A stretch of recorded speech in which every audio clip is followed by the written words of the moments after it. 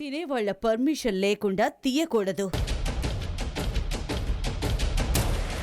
ఇక మీదట ఈ విషయం గుర్తుంచుకో. అలాగే. ఇప్పుడు వదిలేసేయ్.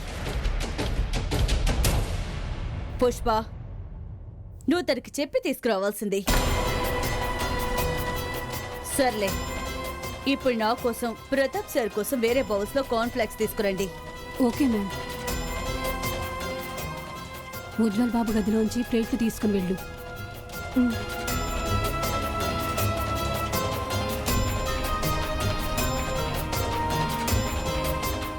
తనకి ఇక్కడి పద్ధతులు నియమాలు బాగా అర్థమయ్యేలా చెప్పు. Yes ma'am. దమయంతి, అరే ఎవరైనా ఉన్నారా? ఏ మాధవి, ఓ దమయంతి. ఏంటత్తమ్మా, ఏ పనులు చేసుకోవద్దా? కేవలం మీ పనులనే ఉండమంటారా ఏంటి? చెప్పండి, ఎందుకంత గొంతు చించుకుంటున్నారు? ఏమైనా కొంచెం పళ్ళుంటే ఇవ్వండి, చాలా నీరసంగా ఉంది. హోరి దేవుడా, మమ్మల్ని చిత్త కొట్టినప్పుడైతే నీరసం రాలేదే. అప్పుడైతే పెద్ద మహారాణిలాగా పోజు కొట్టి కర్రతో యుద్ధం చేశారు కదా మా అందరితోనూ. వద్దు చెల్లి, ఏం మాట్లాడుకు. ఈమె ఎముకల్లో ఏమాత్రం జీవం ఉన్నట్లేదు. చూడండి అత్తయ్య, ఈ ఉపవాసాలు ఉండడం మీ వల్ల కాదు గాని వదిలేయండి. ఆయన ఇంట్లో కూడా పళ్ళు ఏమీ లేవు. నాకు ఇప్పుడు బజార్కి వెళ్ళి తీసుకొచ్చేంత ఓపిక లేదు. నా దగ్గర ఒక యాపిలే ఉంది, కానీ ఏం చేయను, అది బిట్టు కోసం ఉంచాను. అది మధ్య సన్నబడాలని తిండి తగ్గించింది కదా. పోనీ పళ్ళు లేకపోతే పలహారమైనా చేసి పెట్టండి. ఇంత క్రితమే వంటగదిలోంచి బయటకు వచ్చాం, మళ్ళీ మమ్మల్ని వంటగదిలోకి తొయ్యకండి. ఇంటిల్లిపాదికి రొట్టెలు చేసి చేసి అలసిపోయాం. సిగ్గులేదు? ఉపవాసం చేసే వాళ్లతో ఎవరైనా ఇలా మాట్లాడతారా? తస్సదియ్యా, మీ మీద దయ చూపించడం లేదు కదూ. మీ సంతోషి కోసం ఈ ఉపవాసం చేస్తున్నారు, తనం తెచ్చివ్వమనండి. అయినా ముగ్గురు తిండికి ఎంత ఖర్చు అవుతుంది మీరు ఉపవాసం ఉంటే. నీళ్లు తాగి నిద్రపోండి. పదక్క. సంతోషి, ఎక్కడికి వెళ్ళిపోయావమ్మా? నువ్వే ఉండుంటే ఇన్ని మాటలు పడాల్సిన అవసరం ఉండేది కాదు. మధు,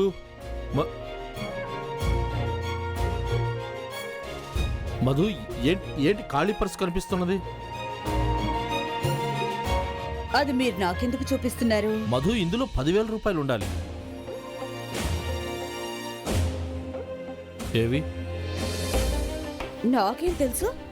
మీ డబ్బు గురించి మీకే తెలుసుండాలి. ఓ ఐసి, నువ్వు ఖచ్చితంగా ఆ పనికిమాలిన ధైర్యాకి ఇచ్చుంటావు.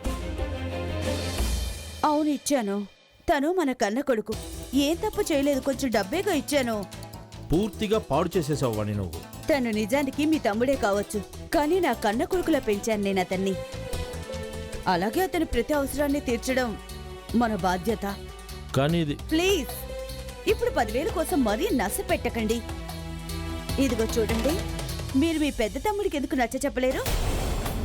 తనైతే చాలా పాడైపోయాడు, తన్నైతే నెత్తి మీద పెట్టుకుంటారు. మరి తనెందుకు చేజారిపోతున్నాడు? ఎప్పుడు చూసినా చేతులు చాచే ఉంటాడు.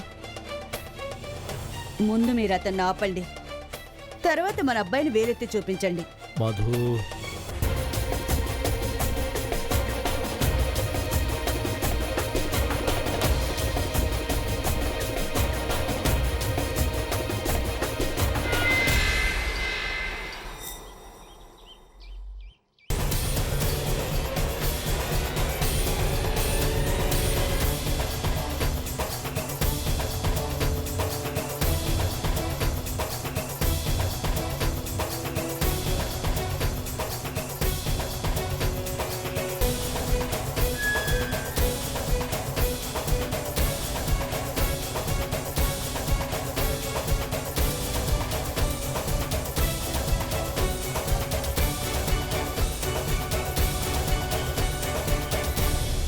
కాకా, నాకైతే ఆ పిల్ల తిరిగి వస్తుందనిపించడం లేదు. నేను లోపలికి వెళ్ళి చెప్పేస్తాను అందరికీ, ఈ పిల్ల కూడా పారిపోయిందని, ఎవరు భోజనం కోసం వెయిట్ చేయొద్దని. పుష్ప, నాకు తను తిరిగి వస్తుందనిపిస్తుంది. మేము కొన్ని గంటల క్రితమే కలిసాం, కానీ ఆమె కళ్ళల్లో నాకు చాలా నిజాయితీ కనిపించింది, నమ్మకం కనిపించింది. కాకా, మీరు ఇంత ముందే పిల్లని కలిశారు, ఇంతలోనే సినిమా డైలాగులు చెప్పేస్తున్నారు. తను తిరిగి రాదు.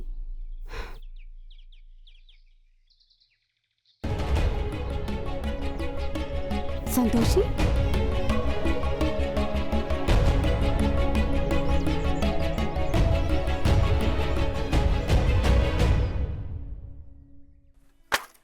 ఏమన్నాను నేను?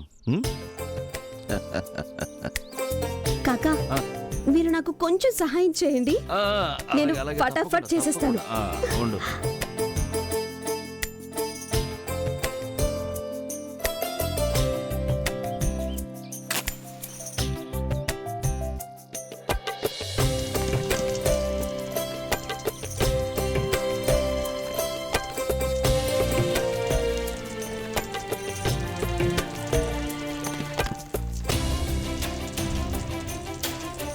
సంతోషి, టైం 12:50 అయింది. వంట చేయగలవా నువ్వు? అయిపోతుంది పుష్ప గారు.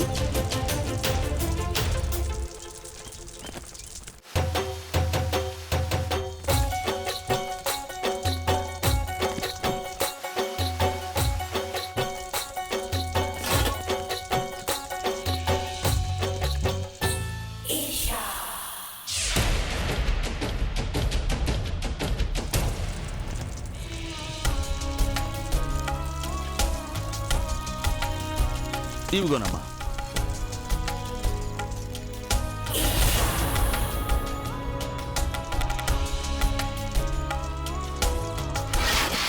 చూసి జాగ్రత్త. ఏ వస్తువు పగలకుండా పనిచేయి.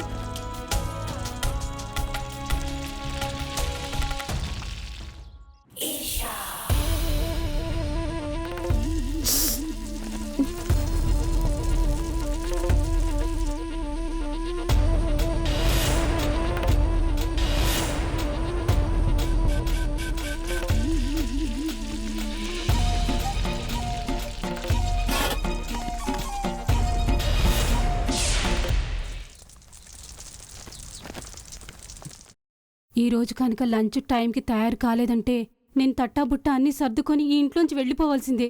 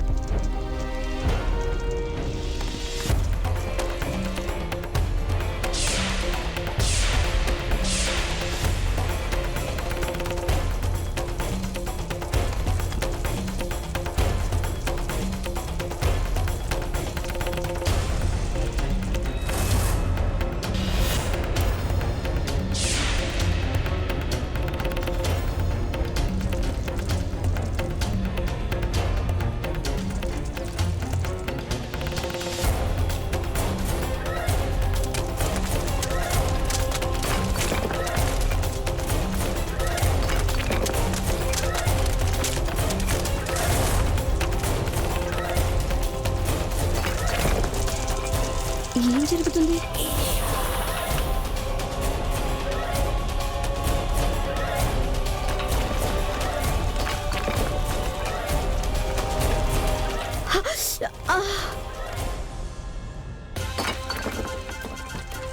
అరే అయ్యో, అలా చేతితో పట్టేసుకున్నావేంటమ్మా?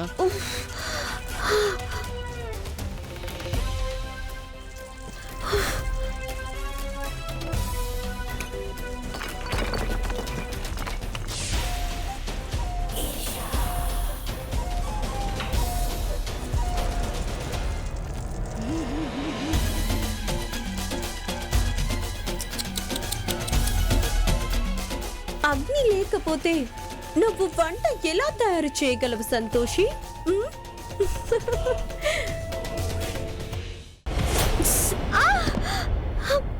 చూసుకొని నడవలేవా?